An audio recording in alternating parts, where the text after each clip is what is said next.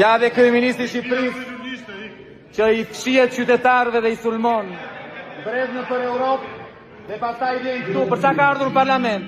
Sepse do votoj ligjin për amnistin, për të nxjerrë të burgosurit nga burgu.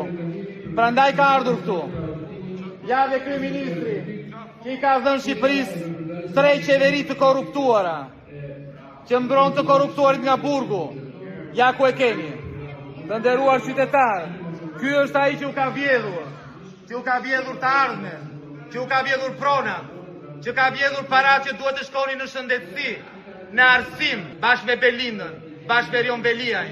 Por tani njerëzit e kanë kuptuar dhe duan fundin tënd, duan dorëshën tënde, duan në burg. I ke dëgjuar qytetarët apo jo? Dëgjoj mirë, të duan në burg, sepse i ke vjedhur, janë shqiptarë. Nuk janë iranianë, nuk janë serbë, nuk janë grekë.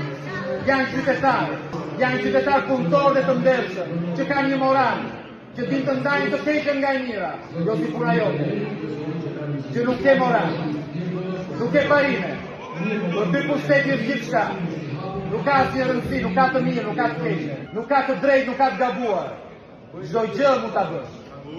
Kjo është diferenca. Dhe qytetarët duan një Shqipëri ndryshe. Nuk duan në Shqipërinë tënde. Shqipëria do i kthehet shqiptarëve. Shqipëria e shqiptarëve. Shqipëria do ju kthehet shqiptarëve, prandaj kanë dalë. Prandaj kanë 18 vite që protestojnë, edhe në këtë moment. Ja ku e keni. Ja ku e keni. Nuk është burr të japi dorëheqje. Nuk është burr të shkojë në zgjedhjet parakoshme.